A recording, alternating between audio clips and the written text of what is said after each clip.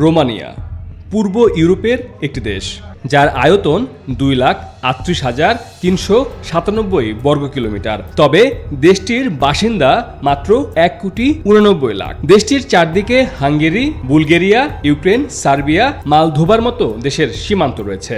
বেশ জনপ্রিয় হয়ে উঠেছে বাংলাদেশিদের কাছে। কিন্তু কেন? এবার সেদিকেই আলোকপাত করা যাক। বাংলাদেশ থেকে কর্মী হিসেবে মূলত মাল্টা, গ্রিস, ইতালি, পোল্যান্ডে যান মানুষেরা। একটা সময় পূর্ব ইউরোপের দেশগুলোতে কর্মী বা অভিবাসনের জন্য যাওয়ার প্রবণতা কম হলেও গত 2 বছর ধরে উল্টো চিত্র দেখা যাচ্ছে। বিশেষ করে এই অভিবাসীদের পছন্দের অন্যতম প্রধান দেশ হয়ে উঠেছে রোমানিয়া।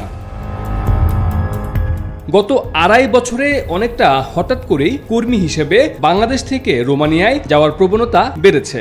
রোমানিয়ার জেনারেল ইন্সপেক্টরেট ফর ইমিগ্রেশন বা আইজিআই একটি বিবৃতিতে জানিয়েছে, এই বছরের প্রথম 6 মাসে দেশটিতে 5,765 জন বিদেশি আশ্রয়ের জন্য আবেদন করেছে, যাদের মধ্যে 2,000-এর বেশি বাংলাদেশি রয়েছে।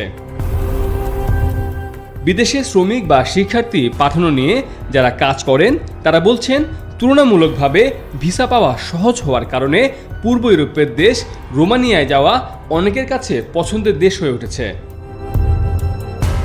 গত 2.5 বছরে বাংলাদেশ থেকে 18,000-এর বেশি মানুষ রোমানিয়ায় গিয়েছে। এই বছর থেকে বাংলাদেশের সরকারি প্রতিষ্ঠান বোয়েসেল এর মাধ্যমেও কর্মী পাঠানো শুরু হয়েছে।